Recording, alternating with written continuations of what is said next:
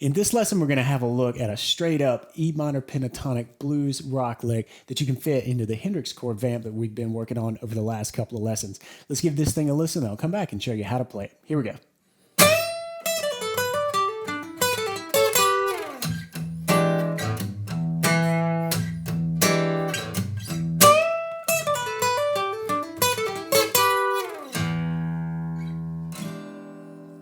Hey there, blues fans. John here with the Blues Guitar Institute, and this is your Tuesday Blues, where we take cool acoustic blues concepts and we break them down into small bite-sized chunks so that you can get this stuff into your playing as fast as possible. And that's exactly what we're going to do today in Tuesday Blues number 197. We're going to have a look at that blues rock lick straight out of the E minor pentatonic scale that really fits nicely in that Hendrix chord vamp. This thing that we've worked on back in lesson number 195 and 196. In 195, we established the groove.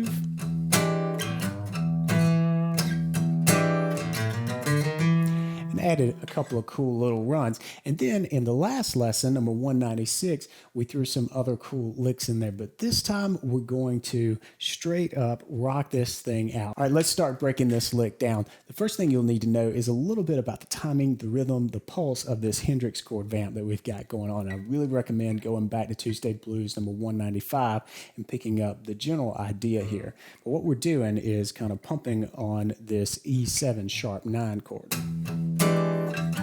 with this little tag back here on the open 6th string to the 3rd fret, and then kind of do a little quarter step pull to the open 6th string. Now, once you hit that 6th string, you're ready for the 4th beat of this measure. And that's where we're going to shift up here to the 15th fret on the 2nd string. Right? So here we are. We're ready for that 4th beat, and we're going to strum through strings 4 and 3 as they're muted out. I've got my index finger laying over those 2 strings, and I'm just going to rake through them as I hit the 2nd string and then push up for this bend. There's a little trick to this bend. You want to make sure that you're doing a full step bend so that when you're done with the bend, you kind of top out. This is the pitch you hear, and E, a full step above D.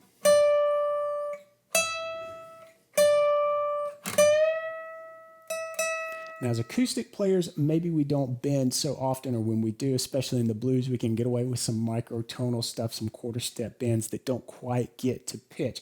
But that's not what we're going for here. We want to be a little more exact with things. This is a great way to tune up your technique here.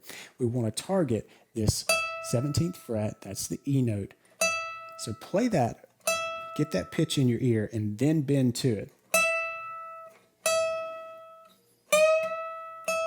You'll hear when you're right, you'll hear when you're wrong. Make sure that you practice it over and over and over again and get the right pitch, and you'll start to develop a little bit of muscle memory and find that sweet spot for where that E note lives when you bend. Then we're going to move into a second tricky spot for this lick, and that is this little phrase, which is a set of 16th note triplets. So it's going to happen pretty quickly. What that is I'm playing the E note, 12th fret, 1st string, and then pulling off from that D note, 2nd string, down to the B.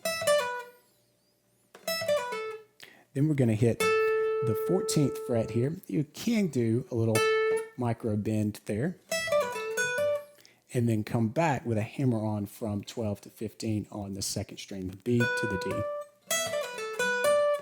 But hear how those first 3 notes are pretty quick in comparison to the last.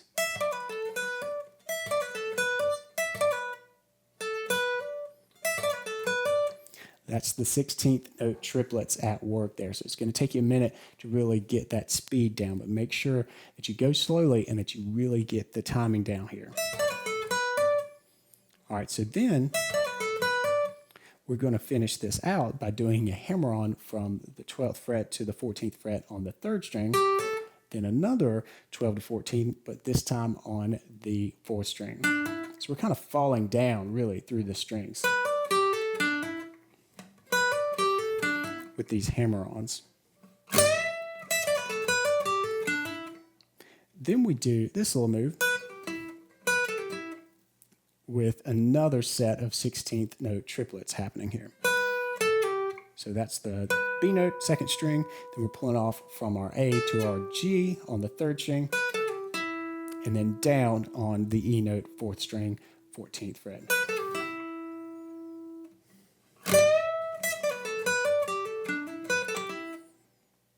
Then we're going to do a double stop here across the 14th fret. I just lay my hand, I finish up here with my middle finger. That's what's comfortable for me. You might finish with your ring finger. But in any event, take that finger, lay it down, and strum through the 14th fret with a little double stop here on strings 3 and 2. You can do that with a downstroke, and then an upstroke on the 12th fret, same set of strings. And that's it. That's the lick. So let's play through this slowly.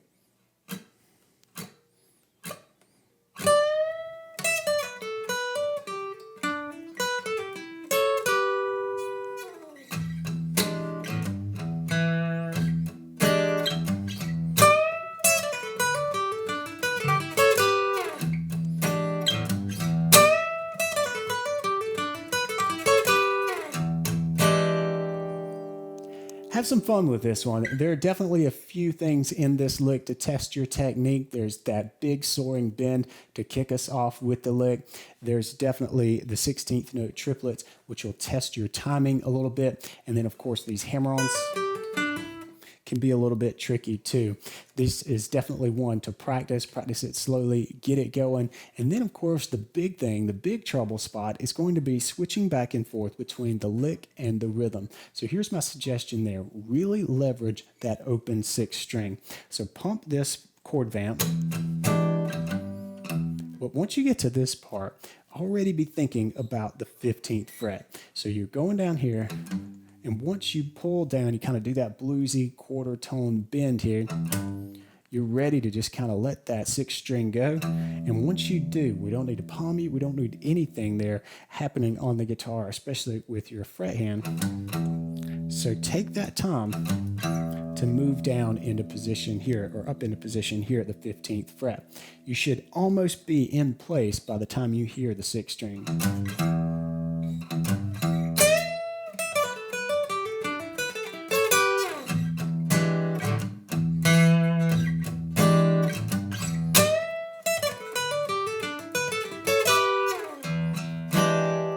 All right, that's it for today's lesson. If you like what you see here, then hit the subscribe button. I've got a new lesson coming out every single Tuesday here. If you really dig it, give me a thumbs up on the video. And if you want to take this even further, then check out a 3-pack of lessons that I've got absolutely free. You just have to register for the Acoustic Blues Jumpstart, and you can do that at bluesguitarinstitute.com/start. Now, I think you'll dig it. It's definitely a great way to get going with the blues. You're going to come away with some quick wins, even in those 3 lessons. A lot of folks are already digging it and getting some use out of it. So check that out, and you'll be next. All right, until next week, practice smart and play on.